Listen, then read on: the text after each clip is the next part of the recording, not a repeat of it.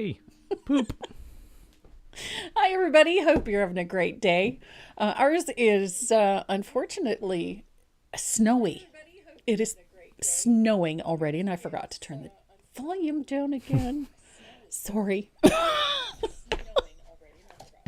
Oh, come on. Okay, I'm sorry about that. Left the volume on this silly iPad. It's the only way I can see the chat. So I have the iPad, but I forgot to turn the volume down. So my apologies. Again, I hope everybody's having a great day.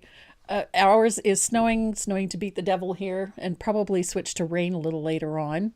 It is April, after all, on the East Coast, so that is not completely unheard of. So it's a bit damp, but it is not all that cold. It's actually pretty reasonable out. So I think it's 4 degrees or something. I think so. It's not bad, but it is damp. So hubby's got a nice little fire on in the family room, dining room. So it's nice and cozy in the house today. I did have happy mail this week. It's 1 degree. Good. Renee. 1 degree and raining. 1 degree and raining, and it's snowing right now. No, according to the Weather Channel, it is raining. Yeah. Well, according to the window in the studio, it's snowing. Maybe on this side of the house. Who knows? I did get happy mail this week. I got a wonderful box full of goodies from Southern Ridge Trading.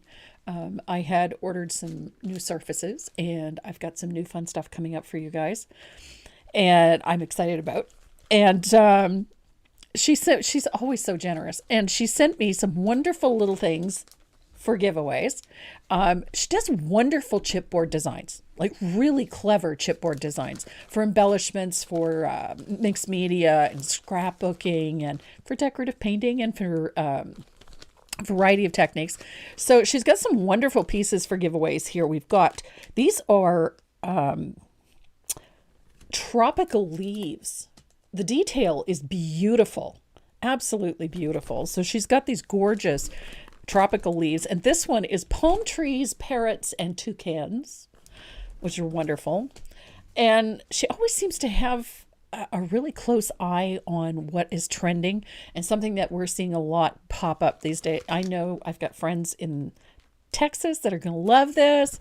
A longhorn stencil, pretty cool. And it's a background stencil with the longhorn cow on it. I think that's pretty neat. And then this one is a Western theme with the buffalo skulls, cactus, horseshoes, cowboy boots, spurs, etc. I think that's a really nice one too. So those are going to pop up in some giveaways coming up. I'm excited about those. What else? Oh, I added some fun little things to orders, and I've been doing this, putting these little pin kits together, because you guys seem to really like them, and they're a lot of fun. So I decided to go with a summer theme, something a little bit more upbeat. I think people are tired of snow and winter and rain, so I thought something summery. So we sent out some really fun things. This one is a little seahorse pin. We've got some wonderful little heart pins. We've got some really cute little kits. So every time somebody places an order, we tuck one of these little pin kits in with their shipment. So we've added a few of those, and we've got some more really cute ones coming up for you too. So anything new that I have come across this week, and I think we're all looking forward to this. This week is NAMTA, which is the National Art Materials Trade Association, and Creativation Show is in Columbus, Ohio. And Deckwart is releasing all of its new product at this show. So in the coming days, you're going to see a lot popping up on Facebook and on the Deckwart Facebook pages and Instagram pages about the new products that are available. And I'm pretty excited about it, because from what I hear, there's some really cool things. And our dear sweet Sandy is at NAMTA right now, getting ready for the Creativation Show. They were doing setup yesterday. I think the show opens this morning, and then it runs until Tuesday, Monday or Tuesday. So she's going to be a very busy girl for the next few days. And from what I gather, she's going to be doing the odd live just to show you what's new and exciting from the Deckwart booth at the NAMTA show. So I wish I could have been there. but I have too many other things on my plate right now. So unfortunately, I couldn't go to the NAMTA show, but Sandy's going to keep us all abreast of what is new and what's exciting at that show. So that's number one. One of the coolest things I came across this week was a new app for painters. It's called Paint Rack. I saw something about it in one of the other groups. And so I uploaded it to my phone, or downloaded it to my phone the other day, and decided I would play with it to see if it was really functional. I've seen a lot of apps like this come and go. Not all of them are all that functional. Not all of them work all that well. I was pleasantly surprised by this one. And it's actually really easy to use. Takes about 10 minutes to sort yourself out, but it's very easy to use. So you're going to enjoy this one. If you're looking for it or want to have a look at it, it's called Paint Rack. And you can find it in the App Store or in the Google Play Store. And we'll show you a little more about it a little later on.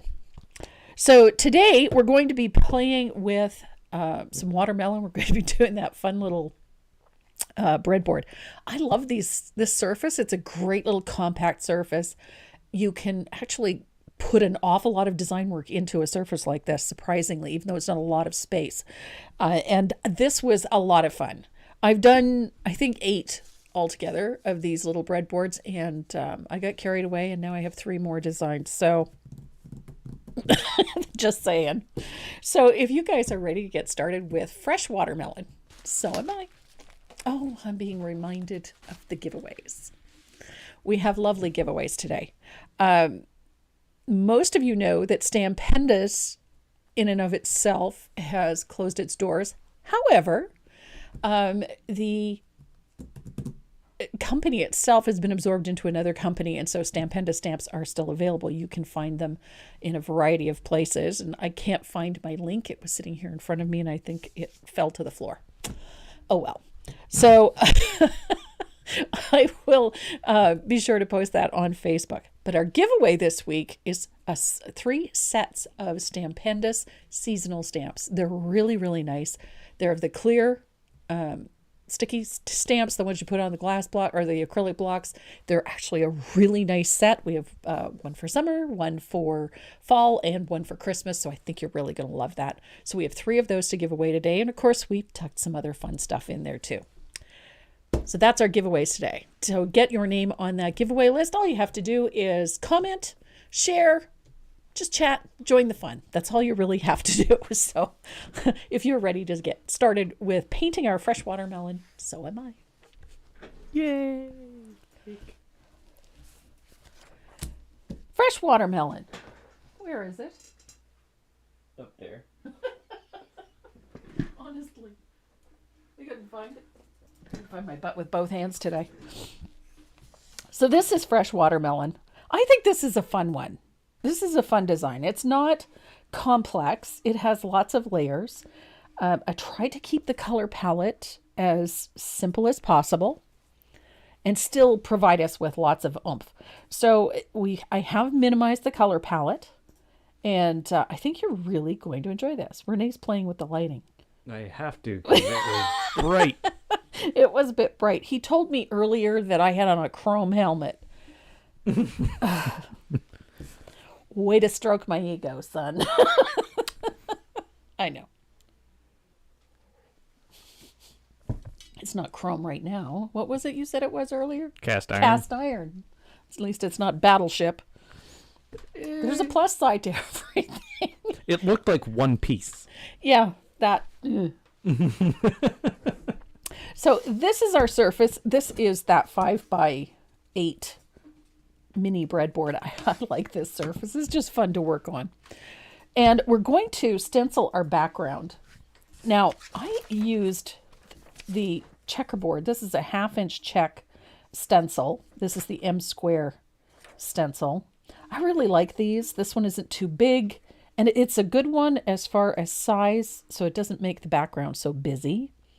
If it were bigger, then it would be very chunky and heavy, and if it were smaller, I think it'd be too busy. So, but then I got sitting here thinking, because that's what I do, wouldn't it be fun to do polka dots? I think polka dots would work very nicely.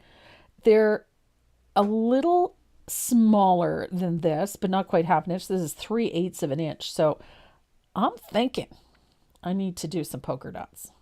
I love polka dots. So polka dots it is. You can use checkerboard stencil. You can use whatever pattern you want, really. The only reason that I chose the checkerboard was because it's sort of in keeping with that sort of country theme. I haven't seen Sheila. Sheila not there today? She might be busy. I don't blame her. She's a busy lady. Got wonderful happy mail from Sheila this week. I should show you. She's got a new surface on her website called Arabesque. And she sent me some samples this week, along with an extraordinary gift. Sheila is sick. Oh, that's right too. Her and her hubby have COVID. Oh. They've managed to avoid it for 2.5 years, and then Keith came down with COVID, and Sheila wasn't feeling well, but she had tested negative. But that was the other day, and I haven't heard anything since. So poor Sheila. Yuck. I hate getting sick, especially in the wintertime. The only time it's worse is in the middle of the summer when it's so hot and humid. Oh, yeah. That's So the color that I'm using for this background is not white. There's a lot of light.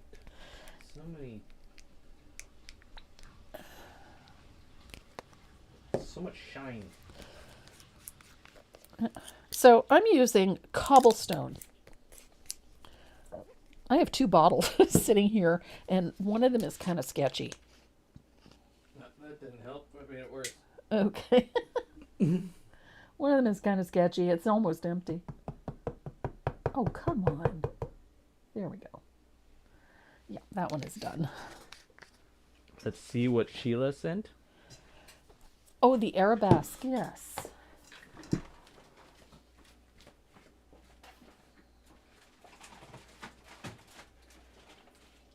So Miss Sheila comes up with the most gorgeous designs for surfaces. And these are brand new. These are arabesque ornaments. Beautiful shape. I've been so excited about them. And Miss Sheila packages everything so well, it's not funny. So, oh my goodness, there's more than I thought in here. It's Sheila. It's that's true. That's very true. Everything she makes is just so beautifully finished, like it's ready to paint. So, oh my goodness, there's like 1, 2, 3, 4 sets of these. Beautiful. Gorgeous arabesque ornaments. She just does such a wonderful job. So those are new on her website. I was so excited about these. She sent me a picture and I went, ooh, pretty. And then 3 days later, I get these in the mail. So if you're looking for them, this is what they look like. It is SLD-PK 882 Arabesque Ornaments. Beautiful. She always does such a great job. So I'm going to try the polka dots for my background because I can. And to prove a point that you don't necessarily have to have exactly what I used, that you can try something different. So I'm using a little bit of cobblestone, and the brush is almost dry. I don't want a ton of paint on it. And this does not have to be perfect. It does not have to be fully opaque. They don't even have to be complete. We're just putting some color in. I kind of like them when they're less than perfect because we're going to distress this anyway. We're going to make these look a little older.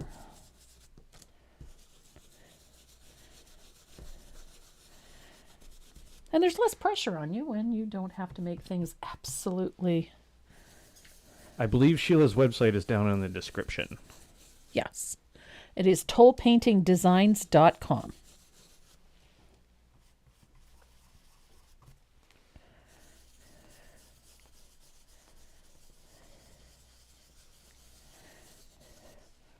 think I'm happy with that. Now, these do not look perfect by any stretch of the imagination, nor should they.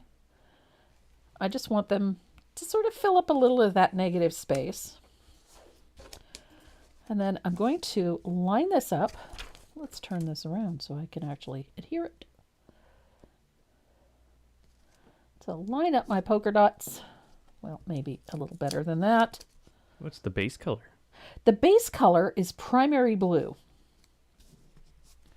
That's this one right here. Primary blue. Not a color that we really jump to very often. It's quite transparent, but it's a nice rich blue. So that primary blue is our base color. And then cobblestone for that stenciling.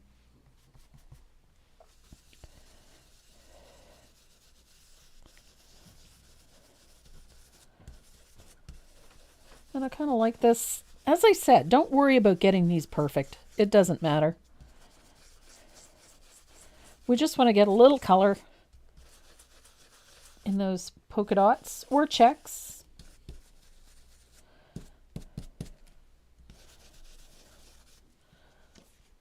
There, look at that. Bob's your uncle, Sally's your aunt. Oh, I like that.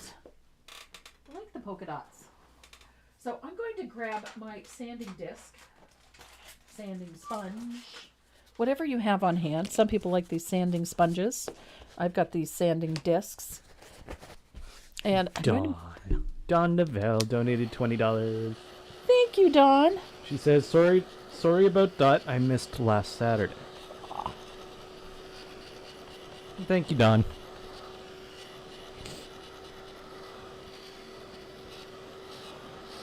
So I'm going to break something to you. We had 3 $25 donations through The website? the website. Oh, People yeah. had gone and sent their donations via PayPal. Oh, And wow. so there's an additional $100 gets added to this. So it's Just at saying. $1,042. We're at $1,042.62 or 36 cents. Just saying.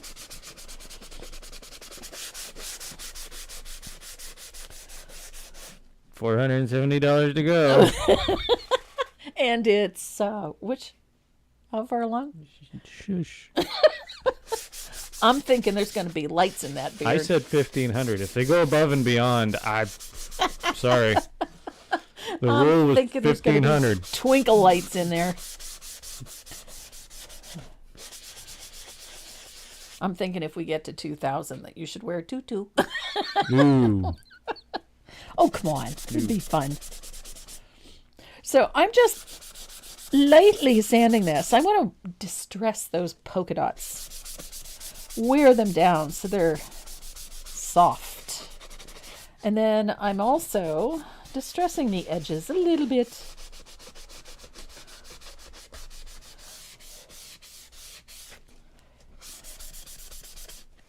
There we go. Now I did say if you hit $2,000, I would put lights in the beard too.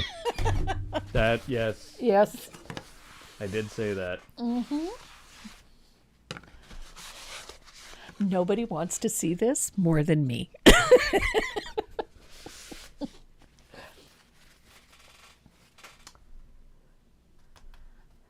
So I've got this nicely distressed. I'm going to take a little bit of just a damp cloth and I'm going to wipe the dust off. Oh, I like it. See how the dots are all, none of them are perfect. They're distressed, they're soft, they're worn through. I like that look. So I'll dry this real quick.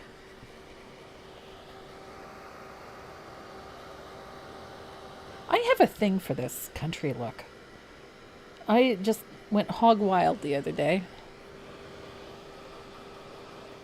So the group over at Toll Town is painting dragonflies with me this month, the month of April. Dragonflies and daisies. And my memberships group are painting butterflies with me this month. So I have a thing for bugs, so don't be surprised if something buggy shows up. Kind of obsessed with ladybugs too lately. I don't know why. So we're going to age the edges of this a little bit. That's not asphaltum. There we go. I grabbed the wrong color. $2,500 for a tutu? No. No. There's a limit even There's for a him. limit even for me. Pink bunny ears. Okay. I'll do bunny ears. Yeah. So I'm using a little bit of asphaltum. Asphaltum. And we're going to age the edges, just a little bit of asphaltum around the edges of this surface. Neatness doesn't count. It does not have to be a perfect float.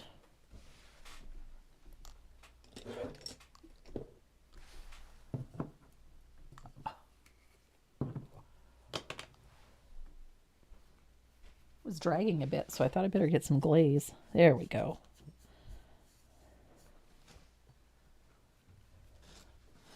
So all this does just darkens the edges a little bit. I love this color over blue. Just does wonderful things for it. Linda Safranco says, Mary says, hello from Facebook. Hello, Mary. How are you, sweetie? Seems to have recovered quite nicely from her surgery. Glad to hear that.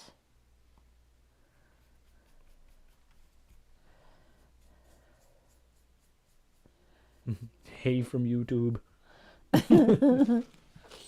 So, nice little float all the way around the outside edge.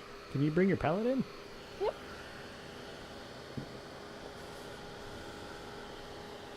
Zoop. There we go. I'll make sure this is good and dry. And then I'm going to make a wash of asphaltum. Heavily thinned. You don't need a ton of it. There we go. And we're going to put a wash of this color all over the background.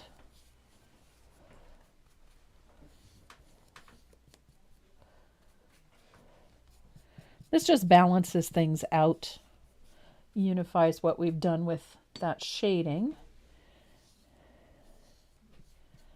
And this way everything works together.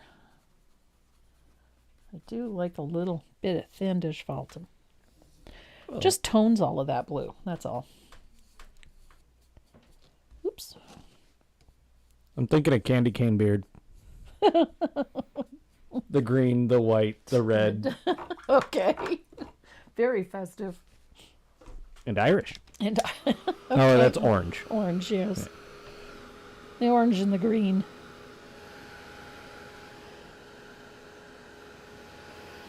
So there we go. We've got...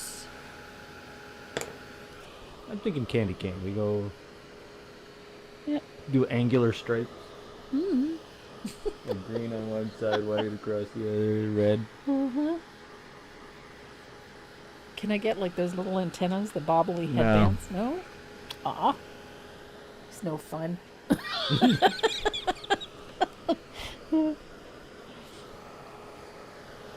So it always fascinates me how that blue changes when you put a little bit of asphaltum over top of it. So it went from that sort of vivid blue and just came down a couple of notches. I just love how that looks. So we are ready to put our line drawing on. And this is how I set mine up. So we're going to tape this little fella in place. Comme ça. And I'm going to be using a little bit of white graphite for mine. I do like white because it shows up nicely. Now I gotta find my red pen.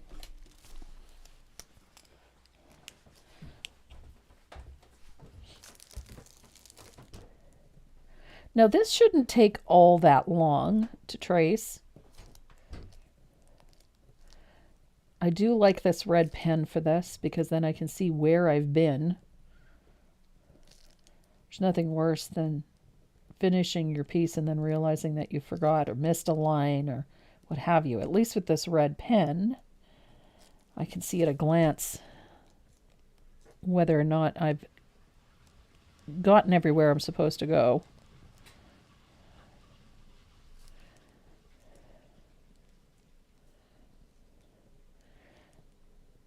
So my members, the paid membership group, the ones that have the full membership, your new pattern is going up this afternoon.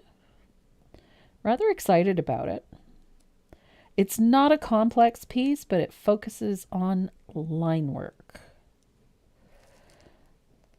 But there is a little bit of work that goes into it, so I think you're going to enjoy it. And then your study is also a little bit more complex than what you've done already. I'm excited about that one too. I liked my finished piece enough that I had it framed. So it looks pretty good. So I'm excited about those two things. So that both your study and your pattern, your class lesson for the month of April will be up this afternoon. It's been a very busy week getting things done.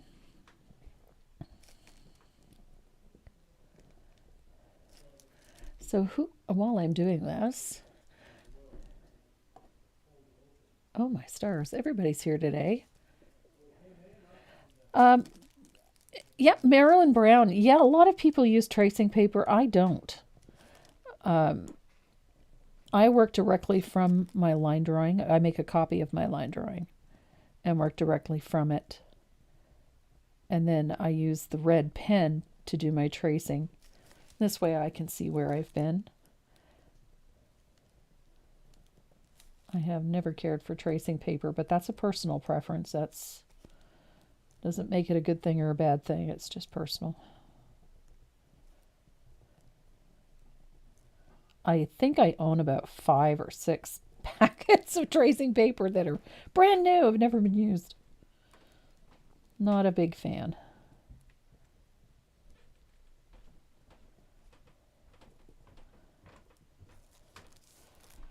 Some people will photocopy line drawing onto vellum. And that's great too, although I find vellum, depending on the quality of it, it varies in thickness, so you have to press very hard. But again, it comes down to what people are accustomed to and what they prefer working with. I have always just preferred doing it this way. But that's just me.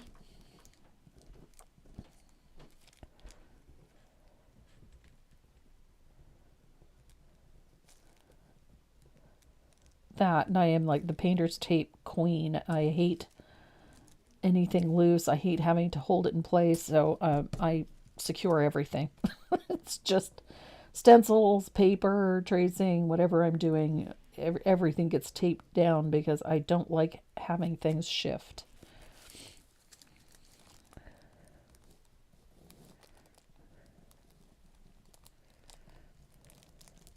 So I ordered myself a little bit of Happy Mail this week, and it arrived.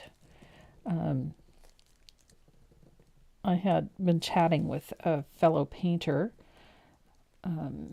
He does a lot of more mixed media and more fine art as well.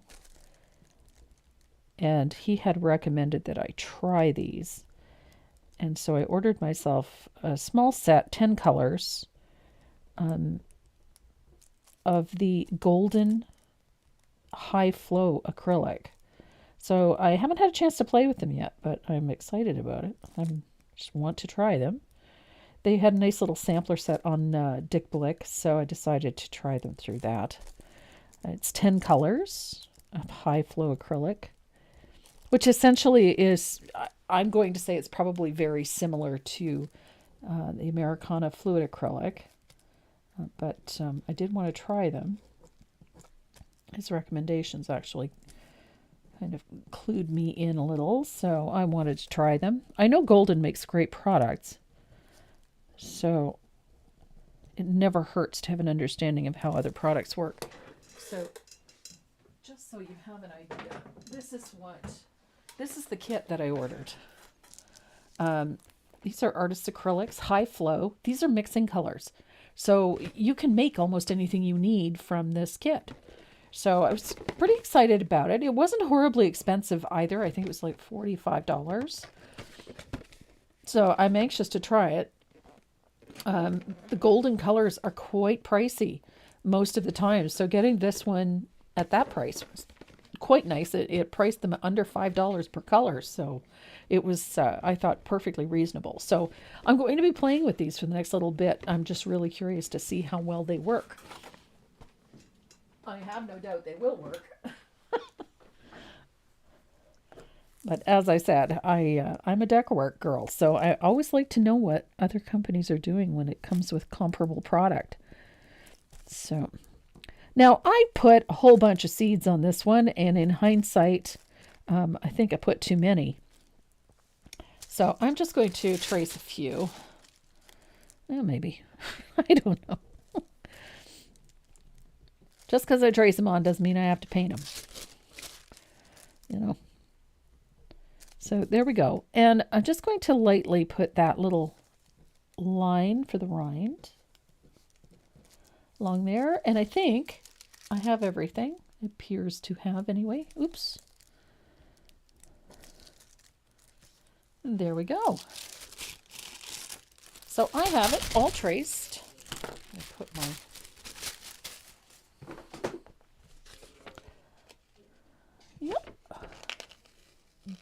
There we go.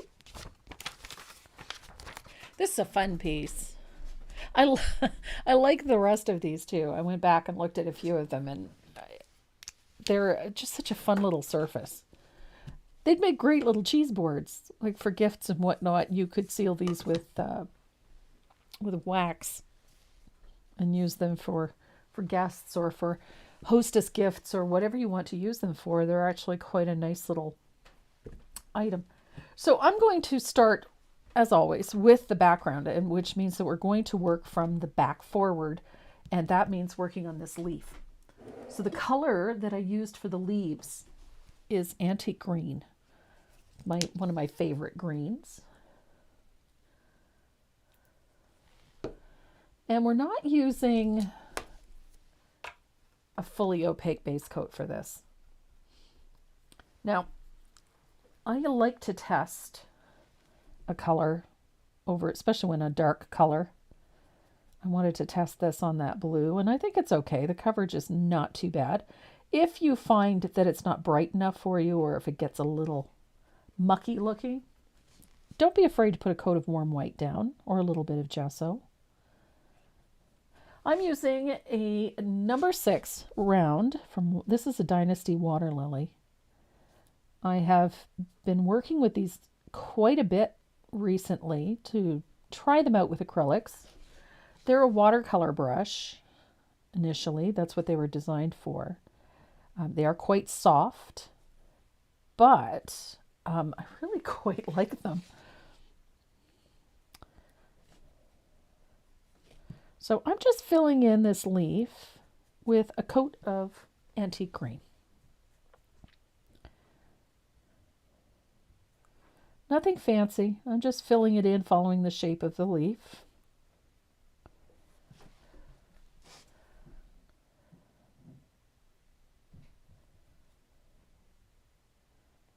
It's a great color, this antique green. There we go. Don't forget that little stem.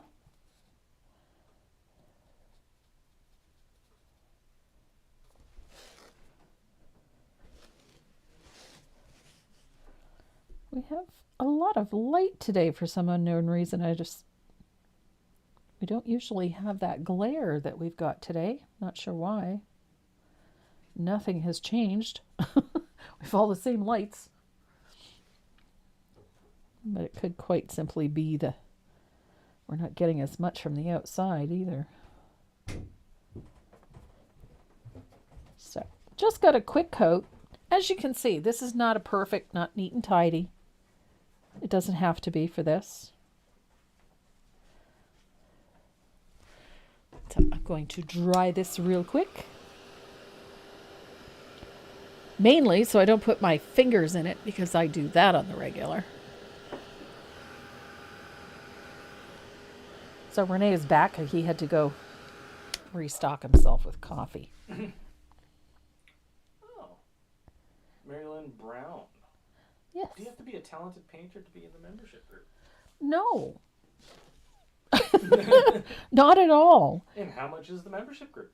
The membership group is $24.99 a month. And there's classes in a class every month in that. Includes the cost of the pattern and whatnot. That's all included. Plus there's other freebies. There's challenges. And we have a variety of events where you can take part in these challenges or studies, so that you get an opportunity to win some goodies. And we have a really great bunch of people at every skill level. Some are exceptionally experienced and others are not. It just doesn't matter. The idea being is that everybody learns something, that we have a little bit of fun and utilize our creativity to do it. And let me show you what our members are doing this month. So the members, the paid members, the ones that they're at that level, are practicing line work this month. That light is bugging me. Isn't it? So we're doing butterflies. This one is focusing on developing your abilities with a liner brush. So working on details, that is the subject of our piece this month. And my piece has that little quote at the top that says, "A true artist is not one who is inspired, but rather one who inspires others." So we're going to be doing this one. This is our live class. And then the study that we're doing, again, involves butterflies, but we're focusing on glass. So learning to do highlights on glass. I know that glass is probably glaring like crazy, so I'm trying to turn it so that it doesn't. You can see your reflection in it. Yeah, you can look right up my nose. There. So this is what they are doing in the class, in the study. And this is part of their challenge. This may be a dumb question, but are backgrounds copyrighted in the same way design is? Backgrounds? Not really. Not really? No, not really. When it comes to a background, there's too many variations, and you cannot copyright a technique. You can copyright a design. So the whole design as a whole, the line work, the painting, the finished piece can be copyrighted, but the individual elements of it, depending on what they are, cannot. So it's always a slippery slope to talk about copyright, because there are some very specific rules depending on the type of artwork. And some of them are very vague and broad. Yes. But a background in and of itself, you cannot copyright this background. No, it's polka dots. It's polka dots on a blue background. It's checkerboard on a blue background. You can't copyright that. And as for the ones that I use with the butterflies, there are elements within it that can be copywritten. Like the stamp is part of a copyright. So I can't manufacture the stamp, but I can use the stamp in my design work. I can't manufacture the collage paper that I use. I can't photocopy it and give it away or sell it, but I can utilize it as part of my background. What about wood surfaces? No, that requires what's called a manufacturing copyright, and it costs thousands and thousands and thousands of dollars. Under the law, you cannot copyright a shape. So, but again, it depends on the shape. Now, if somebody makes a shape and etches a design into it, they can copyright that. But again, they need a manufacturing copyright. Yeah. Yeah. So it is a very complex subject. There is no hard and fast answer, to be perfectly honest.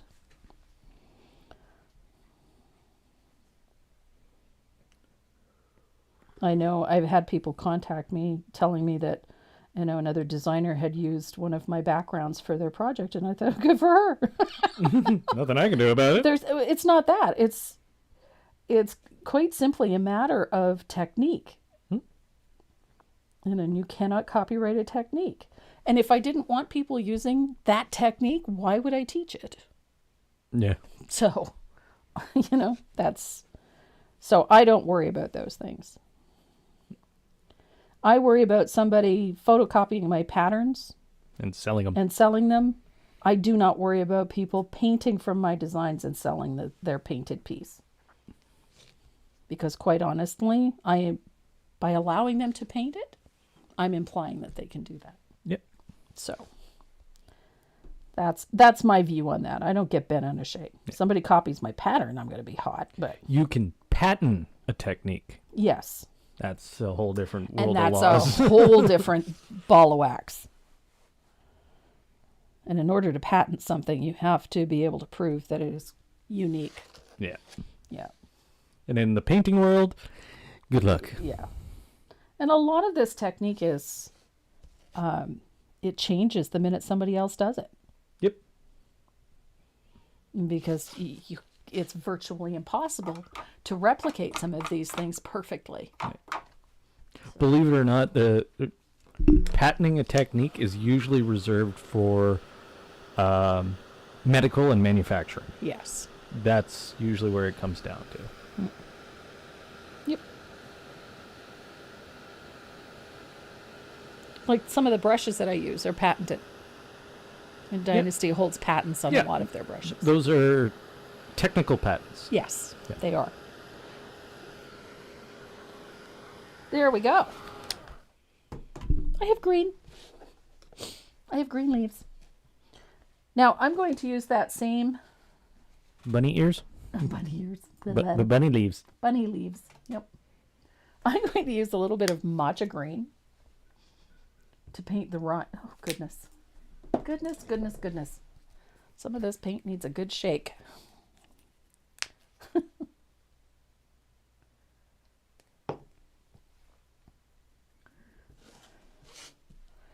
Yeah, the subject of copyright is a frequent one. And there's no real simple answer to any of it. It's a highly complex subject. For those who don't know, I work in a art gallery. Yep. Believe it or not, there are paintings in our art gallery that still, to this day, have copyright laws that apply to them. Yep. And even taking a picture and using an image of that painting for commercial use Is a violation. is of a copyright. violation. So if you have a YouTube channel and you take a tour of the art gallery and those images show up in your video on YouTube and you have it monetized, It's a violation. it's a violation. Yep. And there's one organization, I'm not going to mention the name, that has a habit of going after people who have used that painter's image or images. Yeah. It's not a fun process. No. So it's something my department has to be on the lookout for. Yeah. Which I never knew was a thing. Yeah, well. And it is a thing.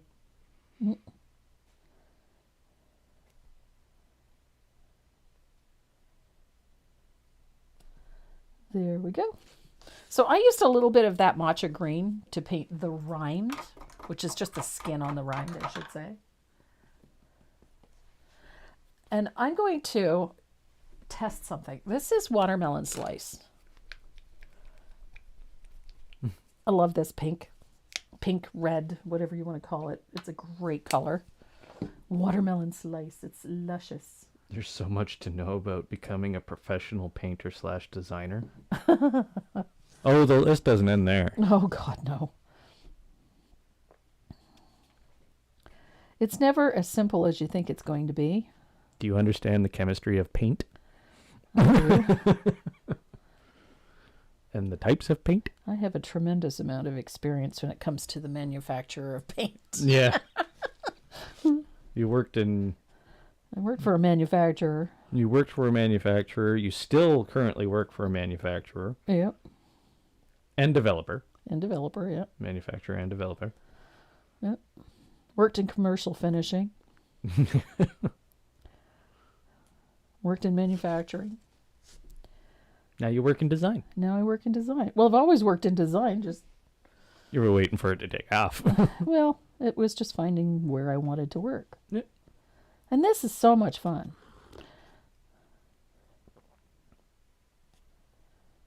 What color red are you using? This is watermelon slice.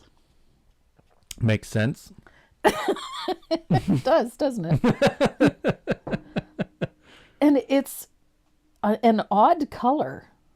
It's not quite pink. It's not quite red. And it almost glows. This is the thing I like about this color, is it almost glows. And it does not cover this blue very well, as you can see. Looks very patchy and icky. Icky? Icky. Yeah, it's not a very pretty coverage. It's transparent, and you're putting it over a very dark blue. Yes. So ideally, if I really wanted this color to pop, ideally I would have put just a little bit of gesso down. Or a little bit of warm white. Either one would work. And it would be enough to bury some of that blue. However, there is a method to my madness. I want to create a little bit of texture, and I'm going to use that blue background to do it for me.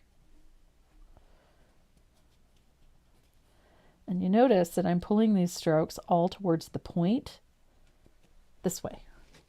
It's not pretty. So I'm just pulling the paint, and it's always toward the point. Like so.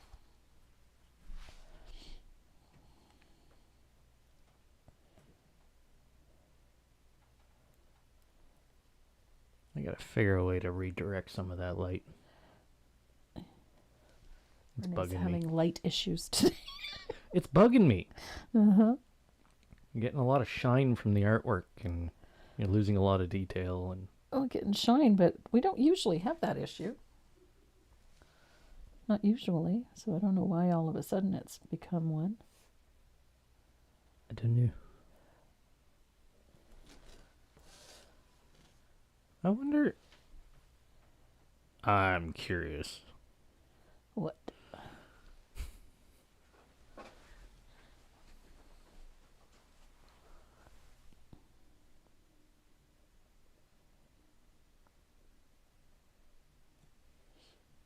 What are you doing? Oh, it's your finger in the shot. I was wondering, what the heck? There. Well, that shine's still there. Yeah.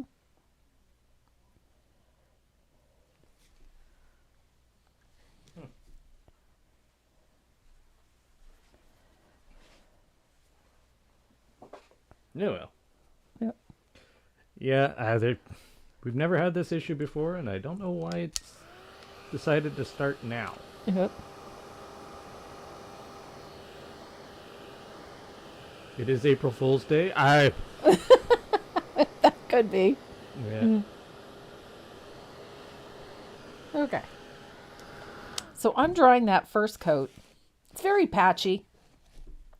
That's okay, because we're going to eventually cover it up. But I wanted to create a little direction, if you will. A little bit of that texture is sort of creating that direction of the watermelon.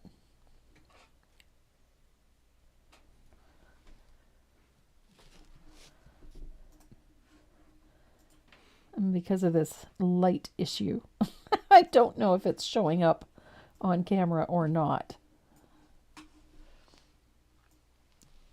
Just looks a little fuzzy. So I can bring it up a little bit.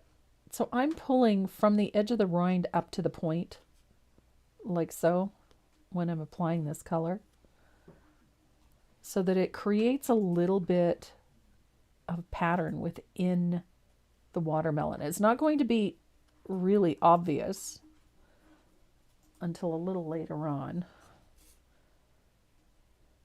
But it does create a little bit of texture in the watermelon. There's a lot of shine. It's driving me nuts. That's a short trip. Short enough, you could get out and walk.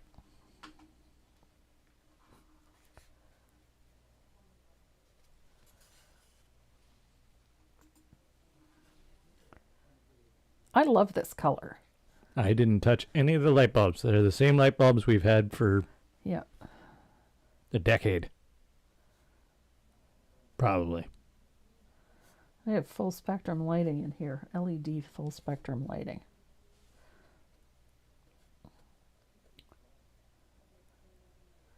Tortured my husband until he went and got it for me.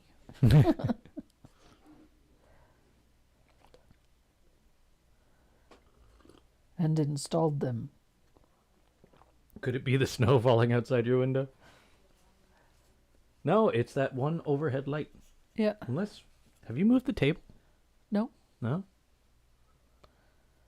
It's been in exactly the same location for the last 2.5 years.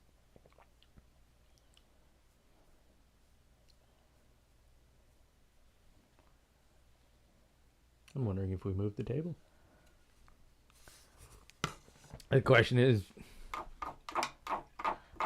where? Oh, I could move it that way a little bit.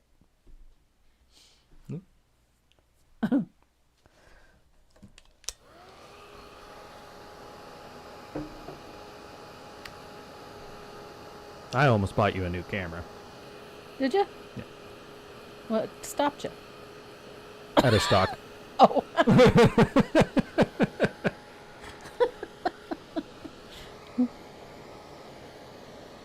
It was a Sony 7 Alpha version 6. Okay. That means nothing to me. I'd have to look it up. 54 megapixel Okay. Wow. video. Okay. Yeah. You'd be shooting in like When do they come back in stock? 5.5K. 5.5K. Okay. Oh, they're a $1,500 camera. Ah. They were on sale for like $780 something. Ah. And they ran out of stock, and I was close to buying one, and then I saw out of stock. Bummer. They're a great camera, and it also shoots in SLI. So, Well, then whenever you're feeling generous, knock yourself out. it was one of those like, she could use a good top-down camera, super high fidelity, High res. high res. You can always use a camera. Now, this is a 4K camera, but Yeah. for us to shoot in 4K on this one, I think this laptop would have a nit fit. Yeah. Even though it's pretty good laptop, but it's not that good. It's not that good. I think the little one over there is better. They're next to identical. Yeah. So I'm just filling in this rind area with a little bit of warm white.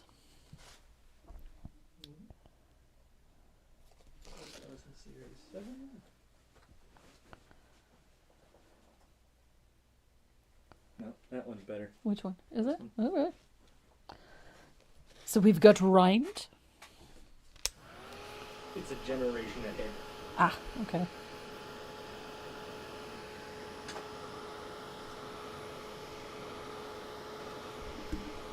Mother's Day is coming, Renee. I know Mother's Day is coming. I got two tattoos to pay for. One for my dad, one for my mother. Because that's what my dad wants for his birthday, apparently. So I have no problem. What's the studio you guys go to all the time? Crystal Skull. Crystal Skull? Of course. Yeah. So that's Whatever they get done, whenever they get it done, Yeah. I'll pay for it. You'll probably be with us. Oh yeah, because You gotta get one too. I gotta add something to the one I already have. It's not much.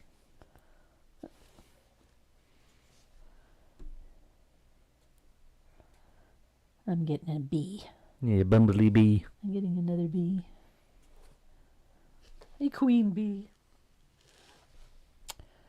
There we go. So I've got 2 coats of warm white. Looking pretty good. I'm happy with that. So I'm going to make sure this is good and dry. This is not a complex piece. But there we have our base coats in. And when I start applying all of the shading colors that you see in here, all of these layers, whatnot, you'll understand what this texture was all about by putting it in that way. There we go. Now they're all asking me, hey, buy me a camera. So we are ready to start all the fun stuff. So I've got 2 angled shaders. I'm using a 1/2 inch and a 3/8 for this one. And for this lettering, we're going to be using a 0 rigger in the faux squirrel. So we're going to be using a little bit of plantation pine, which is my go-to green for shading. I like this one because it's quite transparent and I can build up the darkness. I find if I'm working with something like black green, it's a little muddy and I don't find I get really nice transparent floats with it, where with the plantation pine I do. So I'm going to soak that one. You could always use it as a tax write-out, tax deduction for the business. Yeah. Yeah. She's done it before. Wait, nobody from the CRA on here, is there? Oh, believe me, they know. Oh, they're on strike. Or at least they Not should. yet. They should be on strike. Yeah, they're supposed to, the 11th or something like that. So I'm going to put a shading down the center vein with a little plantation pine. I love this color for this. And I just did that on the wrong side. Hello. Some days the elevator doesn't go to the top floor.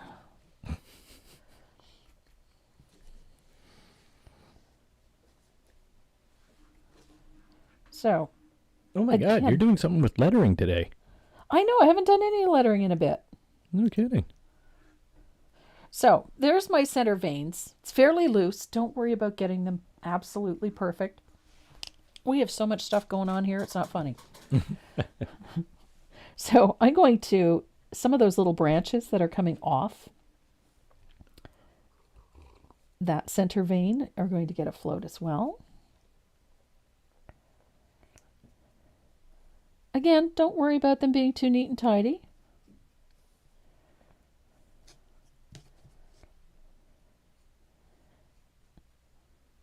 This is supposed to be fun. You shouldn't stress out over it. So I'm going to switch to a smaller angle. This one is a 3/8. And these little leaves down here, I put just a little C-shaped float at the base of the leaf. Just in there. Keep it real simple. So we're having a gourmet meal this evening, my boy. Hot dogs? Hot dogs. Hot dogs. We're having hot dogs. So there's that little float. Super gourmet. Super gourmet hot dogs. It's going to have white truffle. Little truffle oil, yeah. A little truffle oil. So somebody out there can make hot dogs gourmet. Oh, probably. I thought about like having a little bit of chili set aside, but we're going to have like chopped onions and... If only we had sauerkraut. I don't have sauerkraut. If only we had sauerkraut. And I'm not ordering sauerkraut. Oh. I want sauerkraut. So on the rind here, we've got to put in a little bit of a scribbly pattern. Just like this. Don't overthink this, honestly. Just some scribbly, neat, not so neat and tidy patches like that. And again, like I said, don't overthink it. Easy peasy.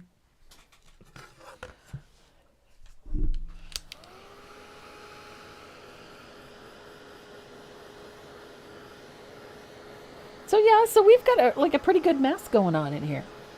So we're going to start highlighting in there on those leaves. I'm going to use a little bit of that matcha green that we used for the rind, the skin on the rind. And we're going to put a float of matcha green opposite that shading. Only you two could make hot dogs gourmet.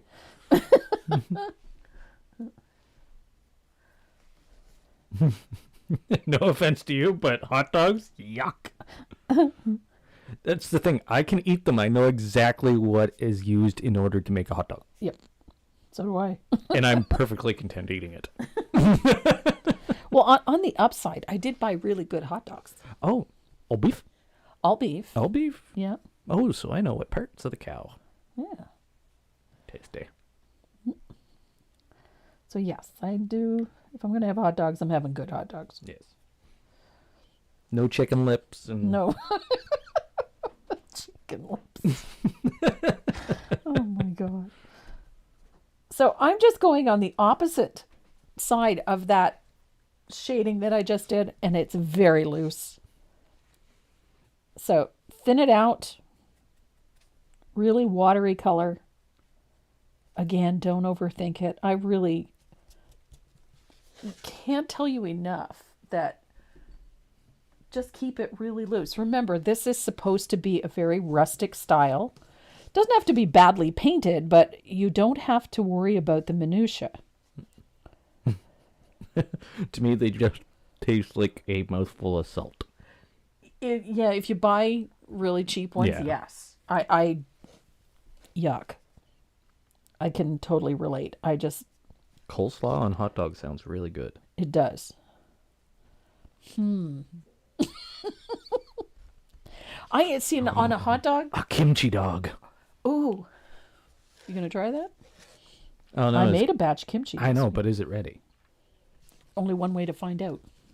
Yeah, that's true. The hard way. Well, it's not going to taste bad. No.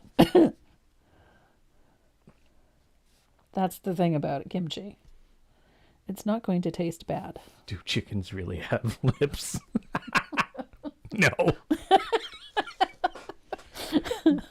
Chicken lips. Chicken lips, like hen's teeth. Yeah.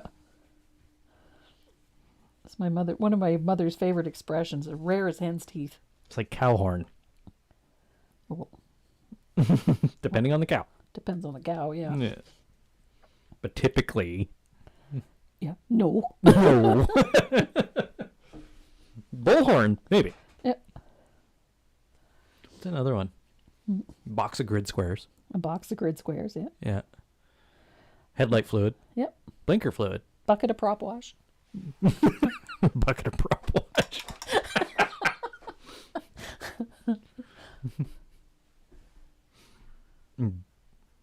No, they won't get that one. So I'm going to use that same little bit of matcha green to highlight the tip of those little leaves. It's just a little float. Again, don't overthink it. So I'm going to dry this real quick.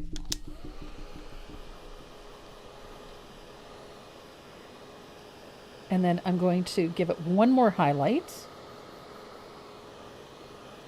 This time I'm going to use a little bit of Sprout. Sprout is a new color. Came out in 2022. It's almost like a chartreuse. Very close to a chartreuse. It is a very high acid green. It's also really lively and it really pumps up highlights nicely.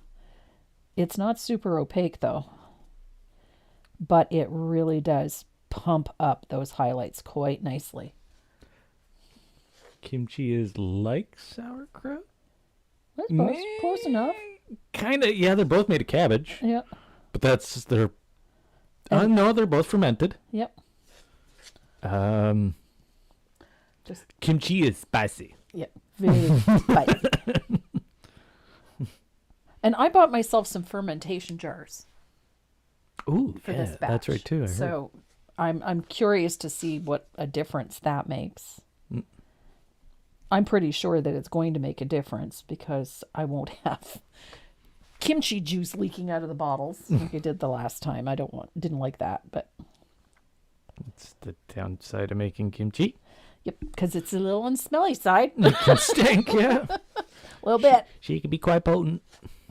But I'm really anxious because it looked like a really good batch. It was coming along very nicely. And as bad as it smelled, it sure smelled good. Oh, I still have leftover blue cheese. Poutine. Yum. Yeah, my husband wanted to try Smoke's Poutinerie for our Friday night feast. Poutinerie. Yeah. So you had Buffalo chicken wings with blue cheese. Yeah, boneless buffalo chicken wing Poutine with blue cheese. Yep. I just had traditional poutine. Don't mess with a classic. Yeah, don't mess with it. And Dad had pulled pork poutine. Yeah. So that had that barbecue sauce and the pulled pork. And Dominic had the popcorn chicken poutine. Yeah. I just went with the classic. You can't go wrong with a classic. I didn't get as bad as heartburn as I thought I was going to get from that. I did. Everything kills me these days, honestly. I think it's just there's too much fat in them. Oh, yeah. It just, ugh. So. There, I'm happy I got highlights in. Now we got to add a little punch to these leaves. Don't heat up sauerkraut. That's just gross. Oh, I don't know about that. No. You can't. It's got to be cold and used as a topping. Like crunchy? Yes. You can't, cook with it. Or you shouldn't cook with it. I don't know. It just tastes bad to me anyway. Oh, the Germans make one of the best potato salads, and it's hot. Hot potato salad. It's delicious. There's sauerkraut in that? Mm-hmm. Germans will put sauerkraut on anything. Yeah. So I'm just taking a little bit of that pink that we used in the watermelon, that watermelon slice, and I'm just putting a little blush on the edges of a couple of these leaves. Just a little bit. Little punch. Oh, it's Tracy Craig's birthday. Oh, happy birthday, Tracy. I'm going to dry this really well, and then I'm going to... Wings have to have bones. Yes. Essentially, they're nuggets. They're buffalo nuggets. They're chicken nuggets. Except the problem is, in the restaurant world, buffalo nuggets has a completely different meaning. Yes.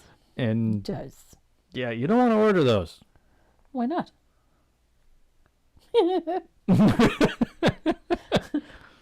I think it would be fun. No! You can eat them. I don't feel like having buffalo testicles on my plate. Those are sweetbreads. What? Sweetbreads. I grew up with that.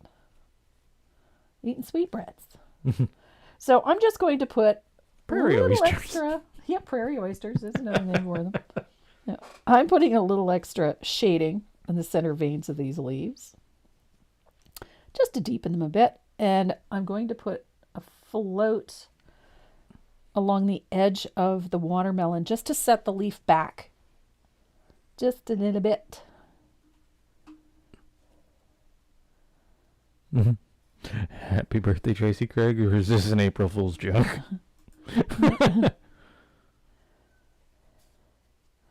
My hubby's got a birthday on Tuesday. Oh, it's also. I am going to butcher that last name.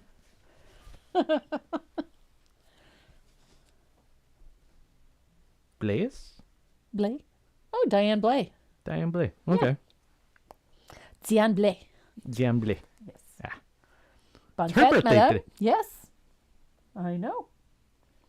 Yes. She got posted pictures today of her puppers. She got puppers? Oh my god, he's so cute. So cute.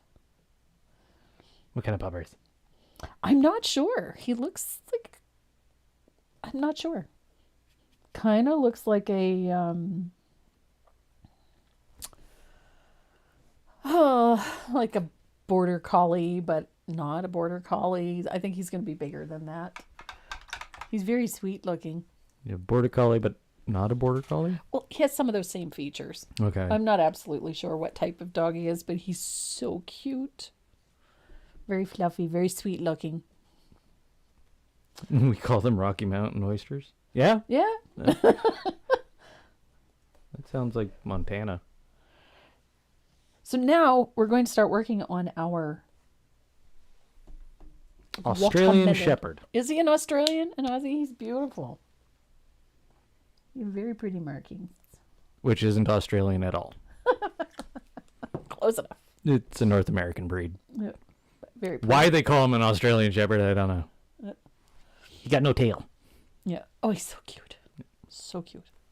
So we're going to start working on the rind of this. And this is actually quite simple. Remember that sprout that we used for the highlight?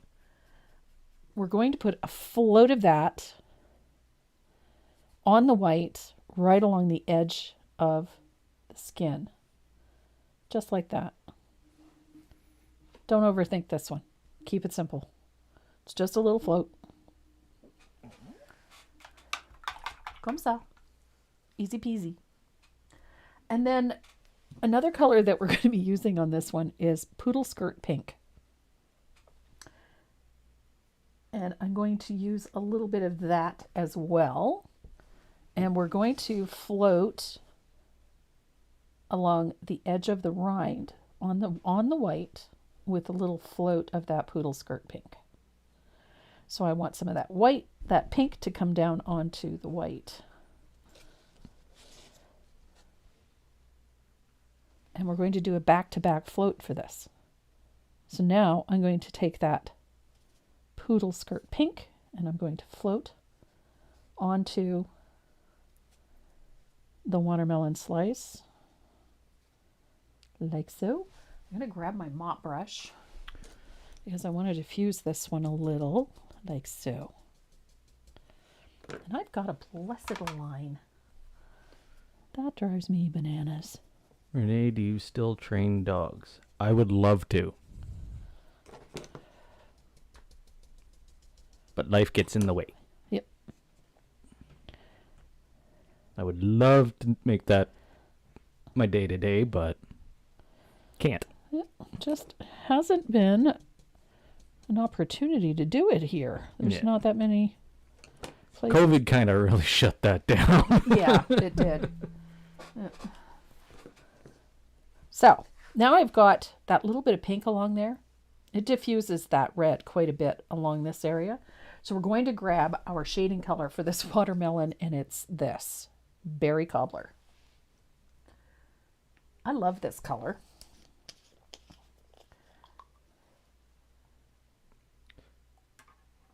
I thought the next dog you would get would be a Mal. Most likely. Yeah. I say most likely, but I got a soft spot for pit bulls. You And have a soft staffies. spot for staffies and every sob story. Staffies mainly. So I'm using that Berry Cobbler and I'm floating into the tip of this watermelon.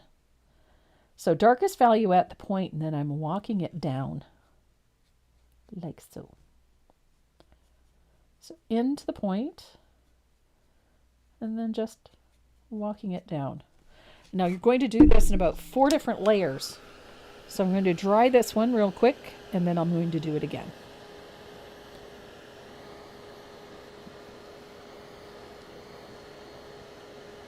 Unless somebody's got a good connection with a Dutch Shepherd breeder. He'd take another Dutchie in a heartbeat. Oh, I would.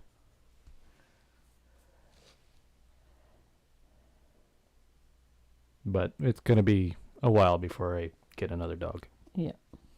Got to get over this one first. I don't think you get over it. Nah, I won't get over her. Just there'll come a time where it's like, you know what? It's time. It's time.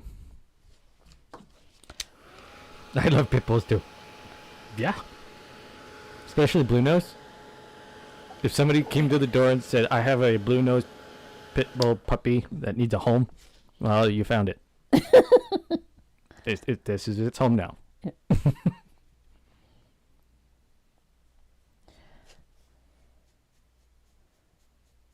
One of the best dogs I've ever had was a pit. Yeah. Yeah. Pits are good dogs. They're so sweet. It's the face. Any dog that can smile at you like that, I'm done. Smile at you with their mouth closed. Yeah. Yeah, there's just something about that just does me in.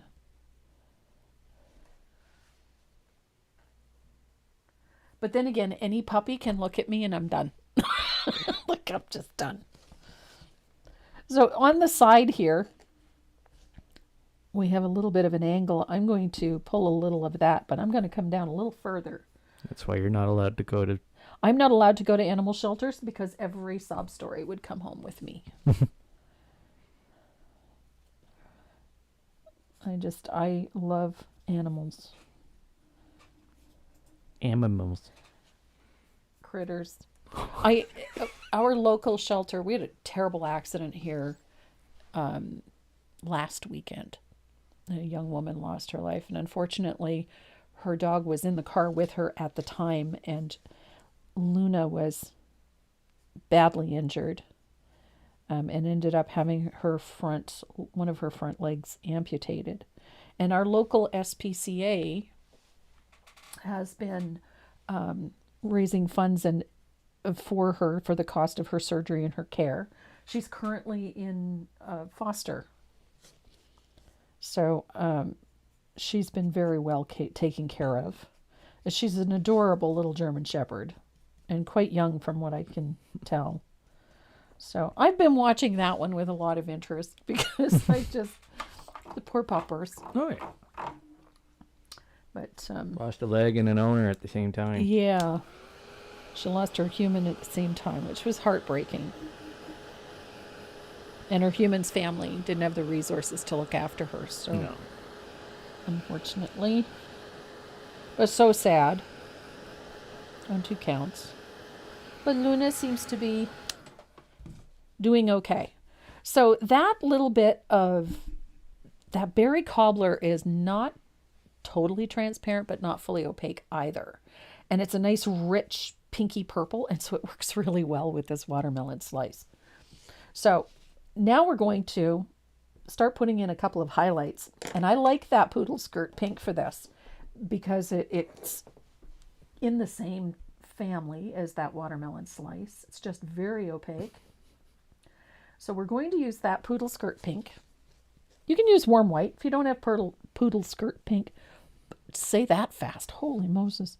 Poodle skirt pink. Yeah, it wasn't working for me. So I'm coming in from the edge of my watermelon just a little bit. And I'm just putting a soft little float right there on that edge. What about chickens? What about chickens? I like them lightly battered and fried. That's about it. Southern style.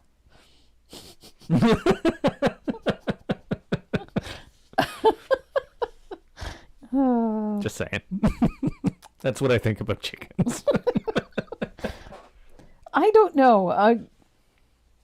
Having spent time on the farm when I was a kid, it was just, I always found that poultry were spiteful creatures. But again, that's just my take. But Am I wrong? They do taste very well. Yes.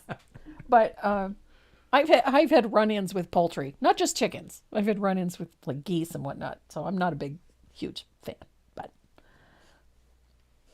they taste good. So I'm going to deepen this rind down here. We're going to put a little float right up against that lighter value with a little bit of plantation pine, just to give it a nice crisp edge. Look at that. We have struck watermelon. Now, wherever, I can still see the holes where they go, so we're going to use a little bit of lamp black to put in some watermelon seeds. And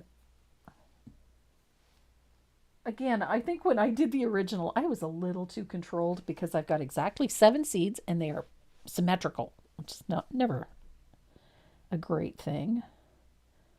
So I'm going to paint in a few of these seeds. I'm going to be a little less symmetrical this time, I think.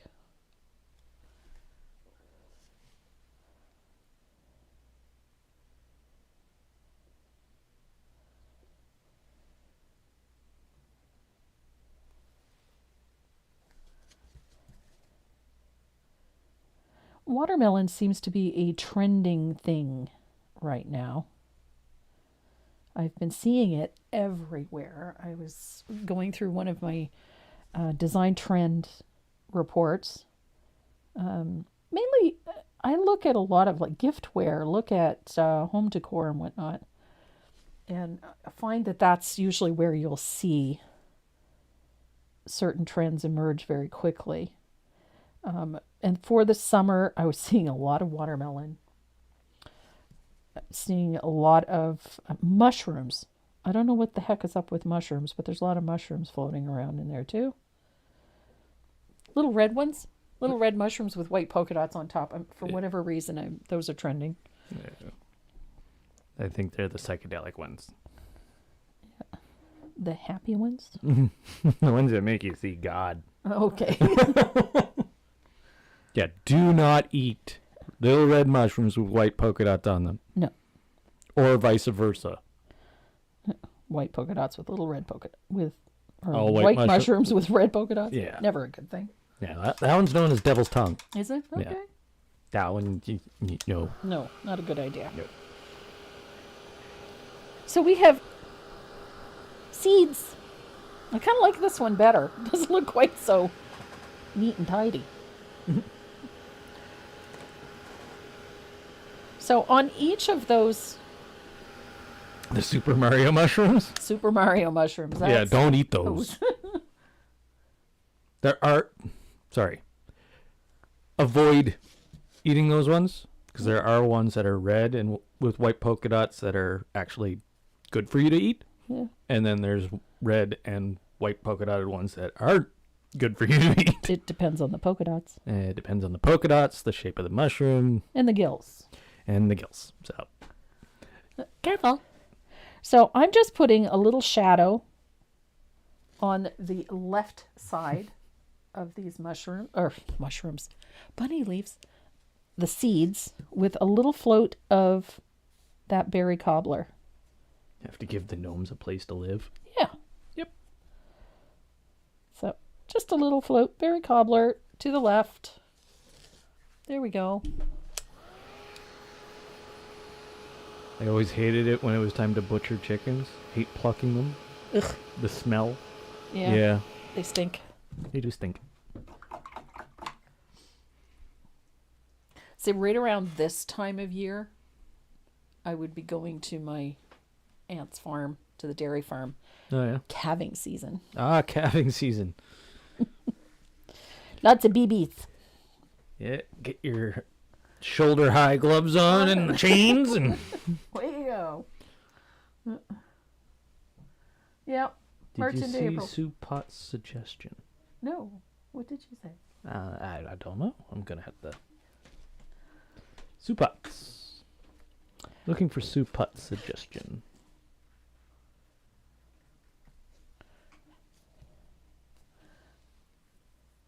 Did I miss it completely? I think so. So I'm putting on the right side of each seed just a tiny little float in from the edge. I don't like going right on the edge. In from the edge a little. Heavily thinned warm white. It's just a thin little highlight on each seed.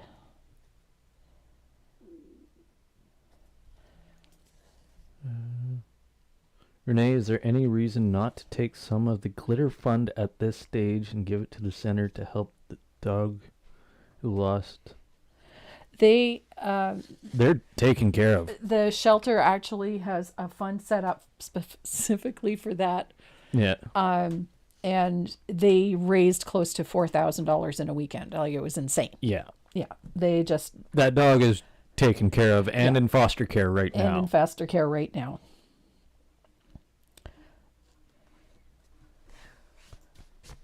You just got a sad story. Yeah, and it is... they're... I mean, she's already walking again, and that accident was on that Thursday? was last Saturday. Last Saturday? Yeah. Yeah. She had...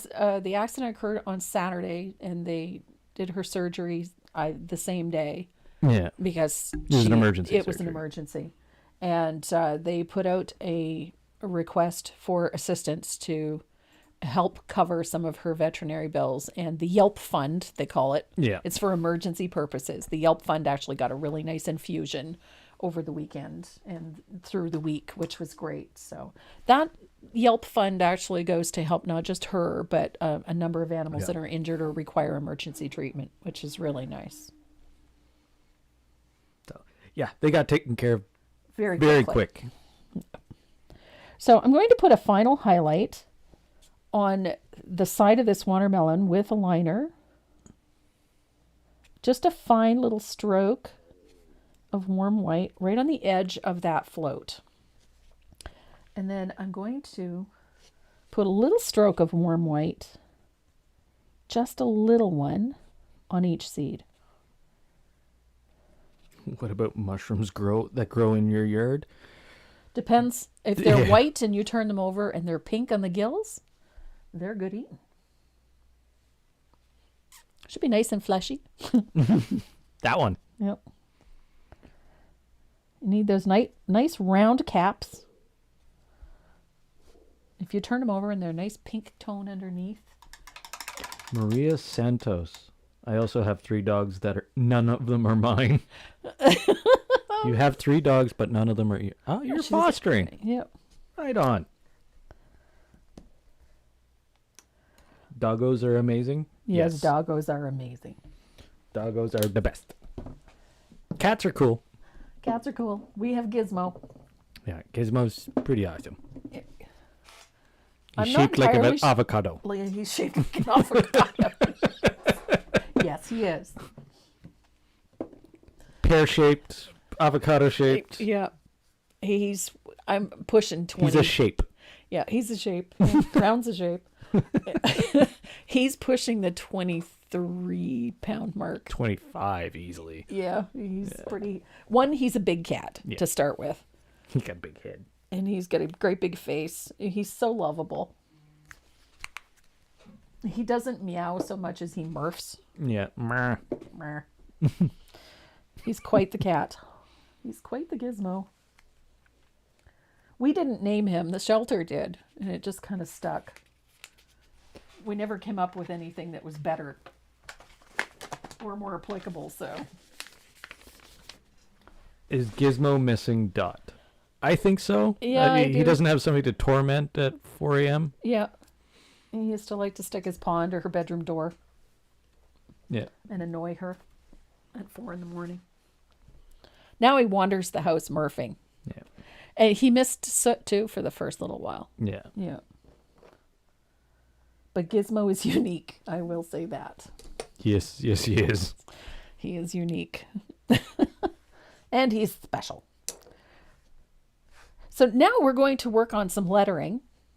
We are going to come back to this because we have a few little details and whatnot that we have to do, but we're going to come back to that when we are doing all of the finishing stuff on this. So we're going to come into that lettering. So the lettering I'm going to use, where is my 0 Riga? Is that? Nope, that's a 2. That's a 2. I've gone through 4 riggers and I still can't find my 0. Where is it? 0. Yeah. There it is. No. Dot was. I guess she. It wasn't planned. What? Me adopting Dot wasn't No, really it planned. wasn't planned. No. I was looking for a dog. Yeah. I was in the process of getting a puppy. I wanted to start it from puppyhood. Just haven't decided the breed or. Oh no, I was pretty dead set on Mal. Yeah. Luckily, Manitoba has a lot of Mal breeders. Yeah. And I think I saw 4 different breeders. Saw dozens of puppies. Yeah. And couldn't find the right puppy for me. Yeah. Just didn't connect with any of them. Just didn't connect with any of them. They didn't really connect with me. They all kind of wanted my attention, but I had long sleeves on and they wanted to hang from them. But They're more interested in eating you. yeah, they were more interested in eating me. And I stopped at my shelter that I was volunteering at, and the day I was helping with a behavioral issue with another dog that they had, stray dog, feral almost. It was just a matter of getting him to eat. He was just stressed. Yeah.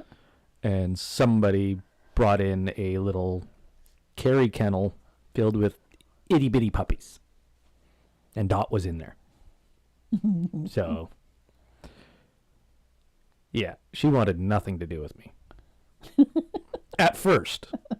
Yep. But once all the other puppies got their, yeah, I mean, he's cool. And they started leaving, Dot was just like, no, I'm hanging out with you. And that was that. Bottle fed her for 3 days. So, really got to know her. Then she came home. Super tiny. She was tiny. And super cute. Yeah. So the lettering, I'm using poodle skirt pink and a 0 rigger. I miss Soot's meows and camera bumps. Yeah, I miss my Soot.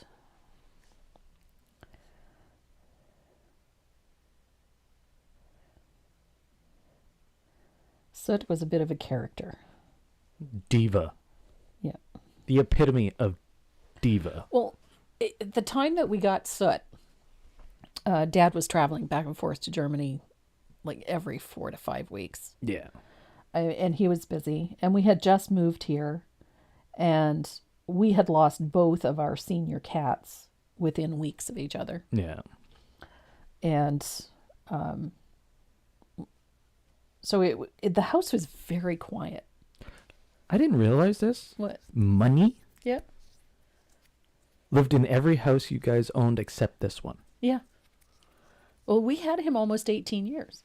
It was a long time. Yeah. Money was a rescue tabby that we got when the kids were really small.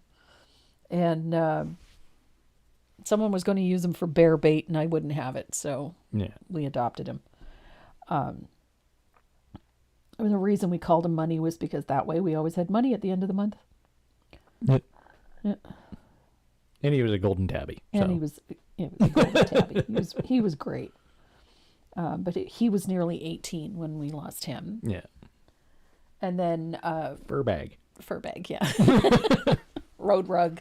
We had a bunch of nicknames for him. And we had him until 18. In the middle there somewhere, we adopted Beezer.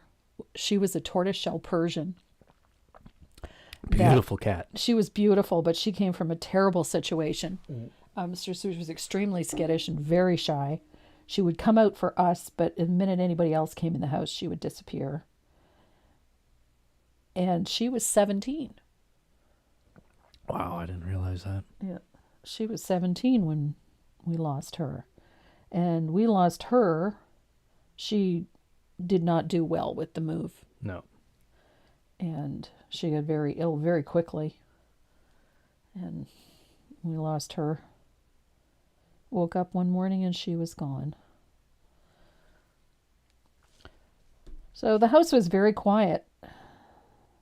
And we we're not accustomed to not having an animal in the house. Karen's wondering what brush you're using for the lettering. This is a 0 rigger. And with this poodle skirt pink, you're going to have to do this probably twice to get good coverage. That's the way it is. Yep. You use a transparent color on a dark surface. Well, it's not really transparent, but it's a really dark surface. It's a very dark surface, so. But I do like this rigger is great for painting this letter. I used a fun font for this, so it's very forgiving. It's not one that's going to give you fits.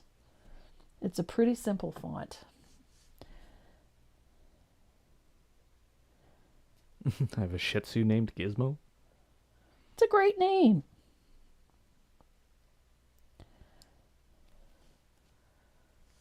But yeah, Miss Soot, literally, when we went to the shelter to go look at what cats they had, literally reached out and grabbed Dominique. Just stuck that little paw out and grabbed hold of her jacket. And she went home with us that day. All the claws. Yeah. She just had this, hey, come here. Pick me. Pick me. And it's a black cat. And she was all black except for that little jewel of white on her throat. Yeah. Yeah. She was just pretty neat. She had personality plus, so she ended up coming home with us.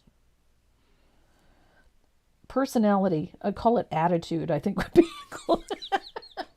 She had attitude. Yeah. But yeah, she was a character from day one. And talkative. If she wasn't happy about something, you knew it. Oh, storm damage. Oh, there's been some hellish storms in the U.S. Oh, yeah? Yeah. Just terrible. Patrick's wondering if you would remember the font. This one is called Velvet Berries. Velvet Berries. Yes. Okay. I made a mental note this morning because I knew someone was going to ask. This one is called Velvet Berries. I know it's an odd name. Sometimes the lettering doesn't match, and this one I found was very strange, but Velvet Berries is what it's called. Well, watermelon's not technically a melon. It is a berry. It is a berry, yes. It's just a big friggin' berry. Yep. Kind of like those, monsters blueberries we got today. It's like, holy smokes. They're non-GMO. Yeah, okay.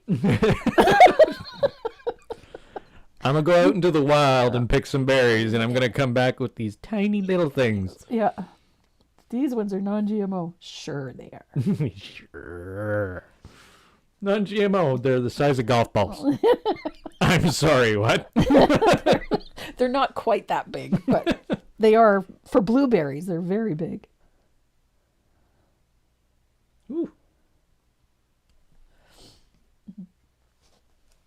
I had a pit bull named Gizmo. Oh, what a great... I think that's a great name for a dog. Gizmo's a great name. So we have nicknamed our Gizmo the Big G. The Big G. Yeah, he's interesting. Big G. The Big G. He is fun. He is not the super playful cat. No. If you see him at 5 o'clock in the morning, yeah, it's a different story. Yeah. 5 o'clock in the morning, he has all the energy in the world. It's because he slept for 19 hours. He has 8 naps a day. Yeah, and typically cats are nocturnal predators, so... Yep. The best thing, and I have yet to get a really good picture of it, is him sleeping with his teddy bear. Well, you got to get a picture of that someday. Yeah. So I tell people that he sleeps with a teddy bear, and people look at me like, yeah, what? Yep. Yes. He does sleep with a teddy bear. He has a teddy bear. He is quite a character. He'll go to different places throughout the house, but if he's sleeping soundly, yeah, he has a teddy bear. He's been known to fall asleep in his toy box. Mm-hmm. Because he rummages through them and whatnot and Expends all his energy and then falls asleep in the toy falls box. asleep in the toy box. I'm pretty sure he's narcoleptic. Could be. He is interesting. Pippin. Oh, I like that. Yeah. Pippin. That's a nice name too. But that implies a certain personality. Pippin.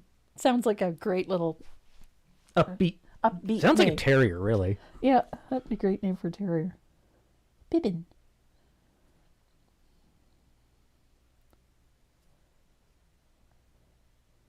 Too fun.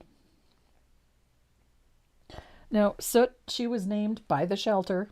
Yep. It was very apropos, so we never changed it. Gizmo came from the shelter like that, too, eh? Yeah.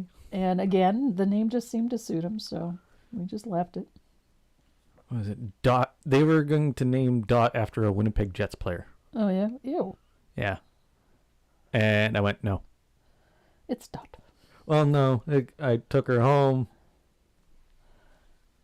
put her on the kitchen floor, and kind of like, we got to figure out a name for you. And the second the head tilt for Dot was, Yeah. because I said, you have a little dot. And her head Tilted. Oh, nearly okay. went horizontal. So she responded to the name Dot. Yeah, well, because I was pointing at the dot on her chest. So it worked. It worked. Dot it is. And then her head kept switching sides for the tilt. You're like, okay, that's the name now. So now this lettering looks a little rough because I'm still seeing a lot of the graphite lines around the edges, but once we clean that up, it'll be better. And make sure this is good and dry because we have to come in with a little bit of watermelon slice. I do love this color. By the way, this is a great color for candy canes. It's a very great color for candy canes. So I'm using a 3/8 angle, small one. And I'm going to load the brush with a little bit of watermelon slice. And I'm going to just pull a little float at the base of the lettering. I've got a little too much water in my brush. There we go. That's better.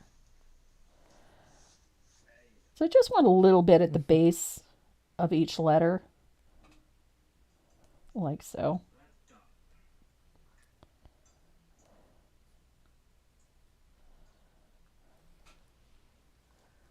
I do like that. A little bit of a glow. I wanted the lettering to tie to the fruit.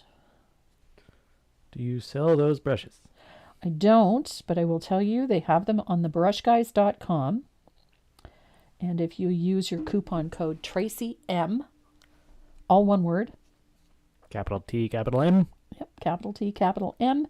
It will give you an additional discount. Now, the Brush Guys already sell their brushes at anywhere up to a 40% discount off of list. So it's one of your best resources for brushes because they're heavily discounted. And then Stuart issued a coupon code for me so that anybody that follows me can get an additional little discount. Their shipping is very reasonable and he always has a great selection. If a brush happens to be out of stock, there's a nifty little button on his website that will notify you as soon as they come back into inventory. So if you're looking for something and they're marked as out of stock. You using a water lily brush? Yeah. Oh. I've been using them a lot. I'm really enjoying them. Is it because of their softer bristle? They're very soft, but they also hold a lot of paint. Cool. Which Well, they really- are meant for... They're for watercolor. Yeah. So they hold quite a bit. And they flow nicely. And they have a pretty decent return. I had always thought they would be too soft, but they've got a very nice return.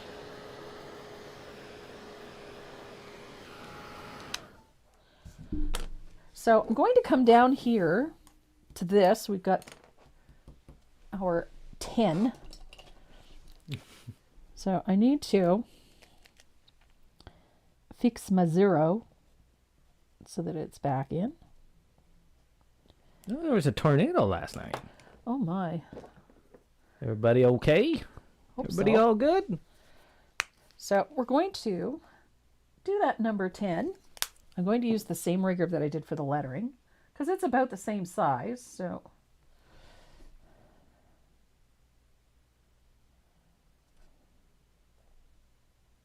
Doing the old 10 cents. yep, 10 cents a slice. And we are going to put a little shadow behind this lettering so that it lifts off of that surface. A little bit. Again, I chose the font because it was a simple font. It's nothing too elaborate. Sometimes you need elaborate, sometimes you don't, and in this case we don't. I just wanted them to be pretty and unique and clean, clean being the key here.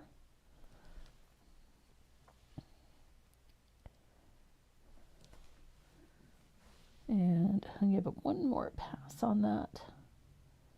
Now, again, the lettering's going to look a little rough till I get all the graphite cleaned up, but not too bad. I'm going to grab that asphaltum because I want to put a little shadow under my lettering. I'll just make sure it's good and dry before I tackle this. There we go. So a little bit of asphaltum right here. I just want to lift that zero off of the surface a little. So I'm just going to put a little float, just like so. A little bit of asphaltum. It just lifts that zero off of it a little bit. Doesn't need to be a lot. So it just makes it a little clearer. And now we're ready to start doing some of the fun little details that go into this.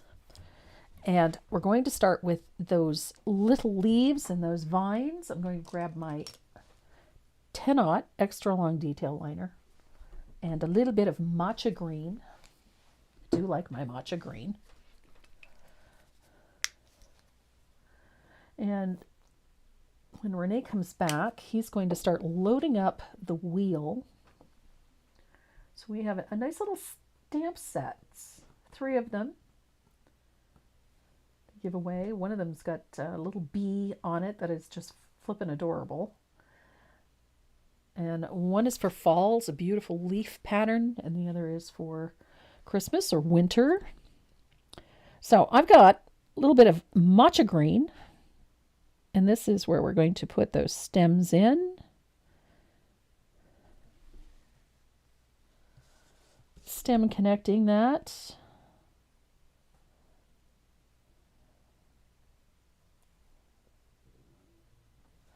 I'm having a hard time with my liner today. There we go.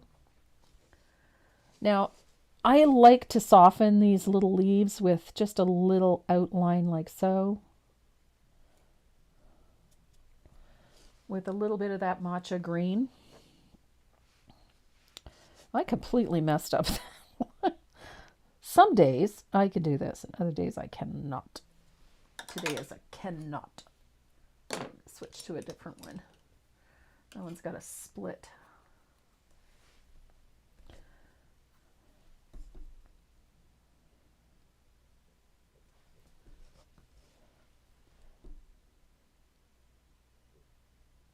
Oh, that's much better.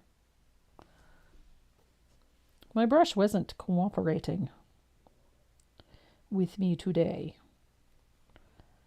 And I hate it when that happens.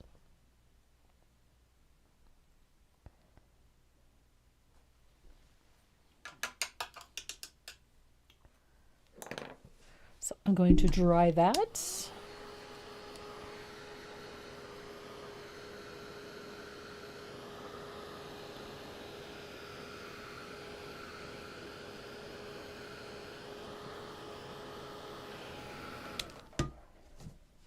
Now, I am a big fan of my gel pens. I do like my gel pens.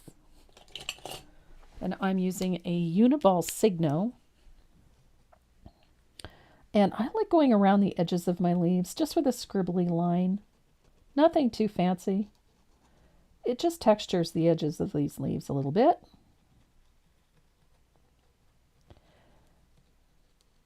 Again, don't overthink it. Just put a scribbly line in. Neatness doesn't count. I like putting them in the center veins. Just adds a little detail to some of these leaves. Texturizes things a little bit.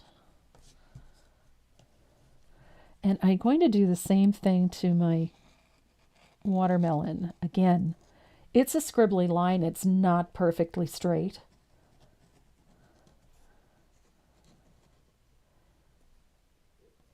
And I'm coming around the edges of my watermelon as well.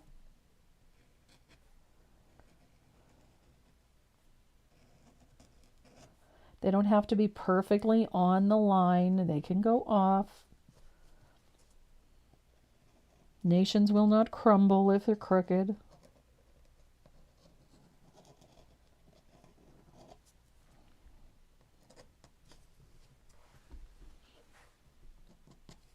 Just adds a little detail to the edges of things. And again, I don't worry too much about whether or not they're perfect. It's just adding a little detail to things. And then I'm going to use my opaque white pen to add this top lettering in. And I have two different types. I use the Arteza white gel pen. I've used the Jelly Roll, a number 10. These are the opaque white ones, and I use this one perhaps the most. I love this one because it's a nice Sakura ink. It's very rich. It's very opaque, and this is the one that I use the most often. And they're so easy to use, but this one doesn't want to cooperate today. There we go. Nope, something wrong with the ball on that one. Here we go. This one is the nice little Jelly Roll one. This one works quite well. My Uniball is not functioning well. So you just trace in that lettering.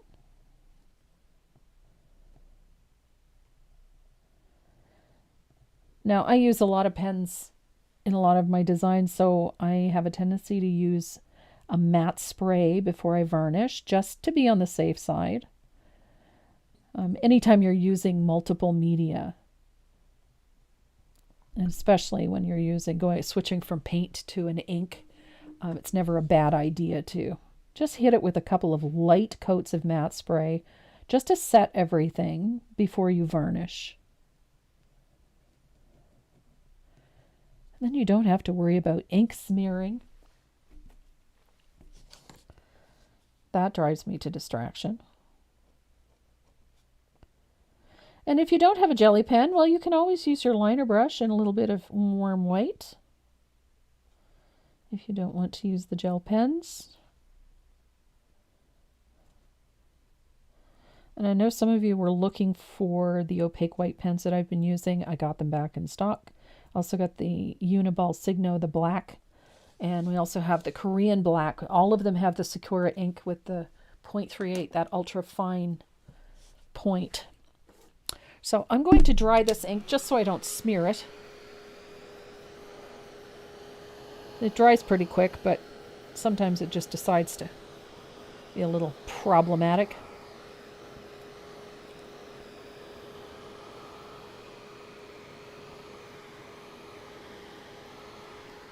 There we go. So the only thing left to do, we have a little bit of edge work to do, and then some spattering, and we will be done. And I think Renee is going to start loading names into our wheel. Already done. Oh, look at you. So the color that I used on the edge of this is a little bit of lamp black. You can also use cobblestone. If you don't like the dark line, you can also use the cobblestone. And I'm going to grab a nice little round brush. Here's my round brush. And a little bit of thinned lamp black, just so that it rolls off. And we're going to use just sort of a push and pull technique. Very light touch. You don't have to work hard to do this. Just to create a broken effect along the edge of the surface. So in some places it's going to be real thin, and then it'll look more broken in places. Like so. That's a very good point. Did you forget the cent symbol? I did. No, just noticing that.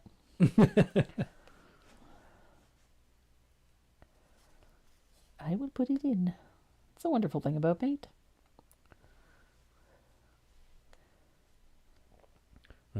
What brand of matte spray do you use? I use DecoArt's matte spray. I have for years. It's one of my favorites, but any brand will do just fine. There's a number of them out there.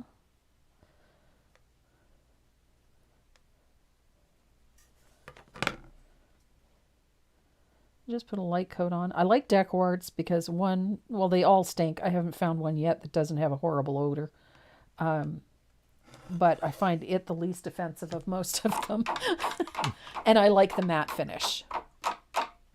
I mean, everything that I paint gets a coat of the matte spray.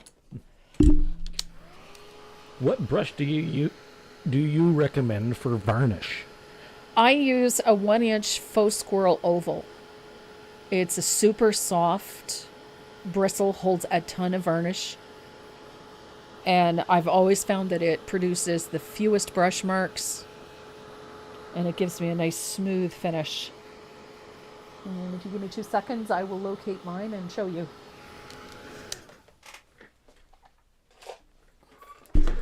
This is my favorite varnish brush. It's a super soft brush. It's longer than a normal filbert. It's called a 1-inch oval. This one I think is the 3/4. You can get one even bigger than this, but it's super soft. Look how thick. It's got a nice belly in it. It moves varnish around really, really nicely. And because it has not a natural flag, but an extruded flag at the end, which means that they've created a flag using synthetic means, it produces such a soft, smooth finish and very few brush marks. That's my favorite. It's a Dynasty Faux Squirrel 1827 oval. This is the 3/4, but you can get a 1-inch. That's my favorite one.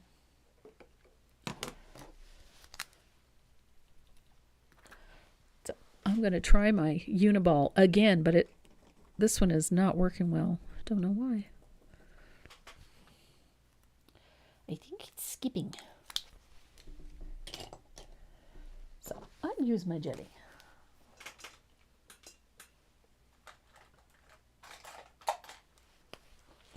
So once you have all that black in place, I'm going to take your white gel pen and you're going to follow along the edge of that pattern that you created and just highlight the edge of that black.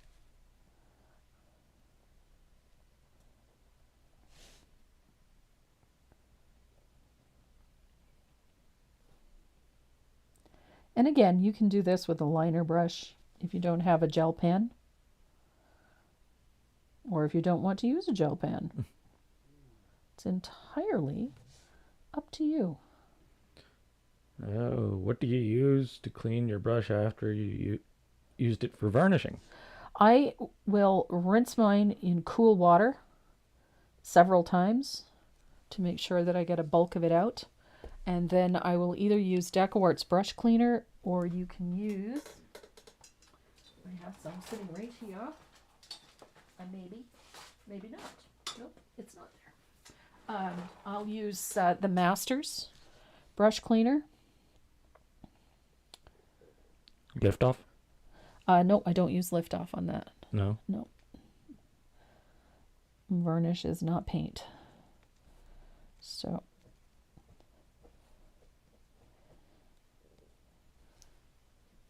but yeah, the Masters bar soap, Jack Studio soap will do a good job too, but the big trick is rinsing that brush thoroughly with cool water.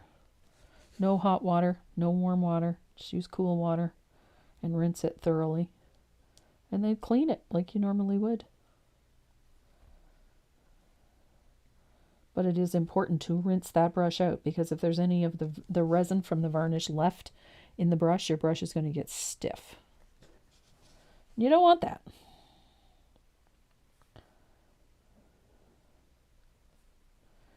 So, a little bit white all the way around. I kind of like it with the polka dots. I think it's fun. You can't go wrong with polka dots. So, I'm going to grab my black gel pen.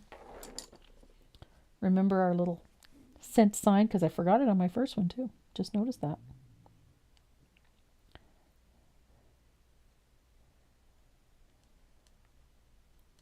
There we go. So I'm going to dry this really well, because I want to take my eraser to this. I'm going to use my Factus black eraser. The Tombow black soft erasers are good for this too. Just to remove a few of those graphite lines around the lettering. Just cleans things up a little. I do like my Factus black for this. Works exceptionally well. And the reason I go with the Factus black is because, one, it doesn't polish the paint. It doesn't damage the paint. And we can clean things up quite nicely. Look at that. Always amazes me how things look so much neater and tidier once all that graphite is removed. There we go. I'll just make sure I get all that graphite off. I don't like graphite. There we are. Done like dinner. Now I'm going to grab my fugly brush. Got a fugly brush. And we're going to spatter this with 3 colors. We're going to use a little bit of asphaltum, a little bit of warm white, and a little bit of lamp black, and not all at the same time. So here comes the warm white. And you can use as much or as little of this as you like. When I'm doing country styled things, I kind of like the heavier spatter, but that's just me. I don't necessarily like dark spatter, but I do like a fair amount of it. So next I'm going to use a little bit of asphaltum. And again, I'm not going to go too heavy with this. A little bit. And then finally, I'm going to use a little bit of lamp black. And that one I'm a little more generous with.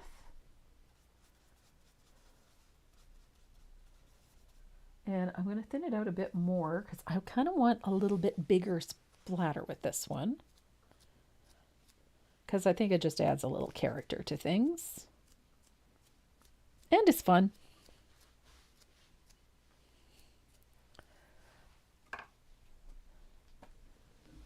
And I'm going to dry this because I know me and I will immediately smear it if I don't. Because I've done it before. Besides, I needed to mess up my manicure.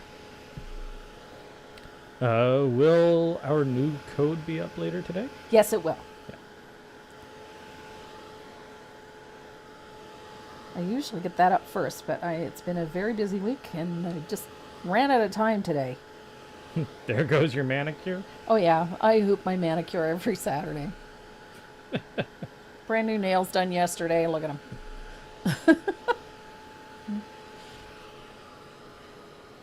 And there we go.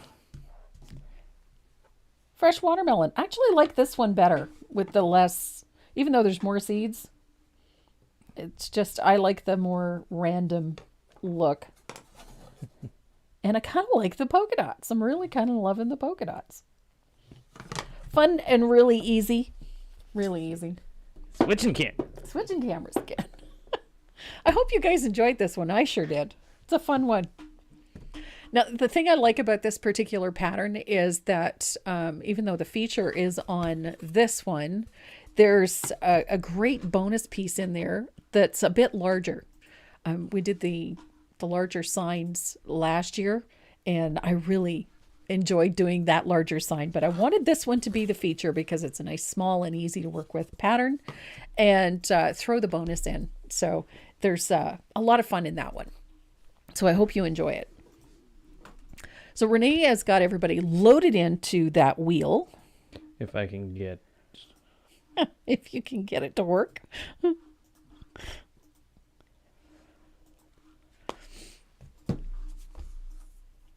For some reason, it's not recognizing the browser. Oh, joy, oh bliss. It never fails. There's always something. I'm going to... There it is. There it is. Got it working. Oh my goodness. Fresh watermelon. So this is the bonus piece that's in that pattern. I painted it because I thought it'd be fun to do it. But it's a fun piece. I enjoyed it. And then it fits in one of those little slot stands. So I like it. But then again, I'm rather obsessed with all this farmhouse stuff. Just me. There we go. So There's the wheel. First name. We're spinning it right off the bat. Yep. I'm not even ready. Where's my Sticky notes. Sticky notes? D. Herbert. Who? D. Herbert. D. Herbert. Awesome. So don't forget, if your name is called on one of these giveaways, make sure you go to the website at tracymoreau.net, click on the little speech bubble in the lower right-hand corner of the homepage, and send us your shipping information. Some I can search on the website, on the server, but it gets to be a bit problematic. So it's easier for us if you just send us your shipping information. And then we get it out to you as quickly as we possibly can, usually first thing on Monday morning.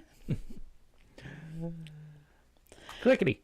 And we do from time to time have things that are unclaimed. If we don't have shipping information, we have no way of getting it to you.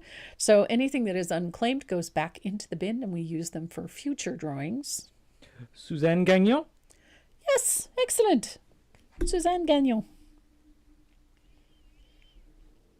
Great French name. Suzanne does not live in Canada.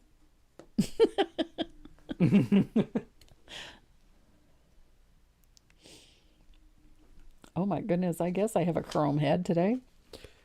Yeah, I don't know what's up with that camera. I think it's that light up there. Oh, that could be, I suppose. Or it could simply be that we're relying very heavily on it because there's very little light coming in. Yeah. Yeah. And we have one more. One more. Off it goes. Last but not least.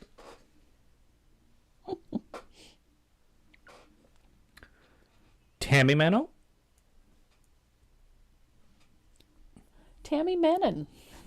Tammy Mannon. Mm-hmm. Awesome. That's a couple of names that I'm not familiar with. Right on.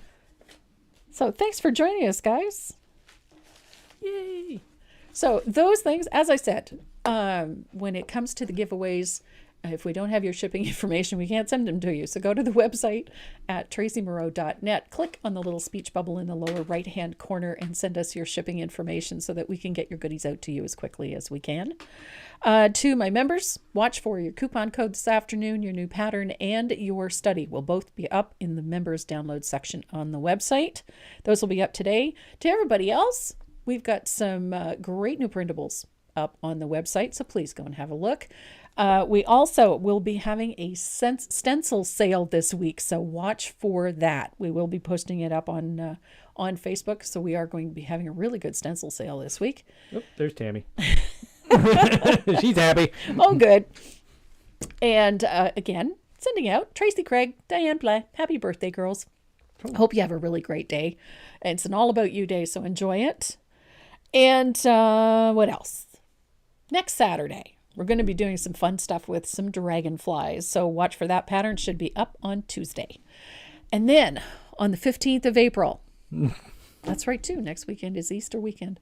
Yep. On the 15th of April, we are doing the Good Dog Pupper Treats. Puppers! Renee's been waiting for this one. I like the pupper. Yep, it's a cute one. So we're doing cute. the Good Dog Pupper Treats, which is the cattle tag with the dog's head. And keep an eye on the website because I got a bunch of new designs coming up for you as well. So it's going to be another busy week, which is not a bad thing. I like it when it's busy. Keeps me out of trouble, kind of.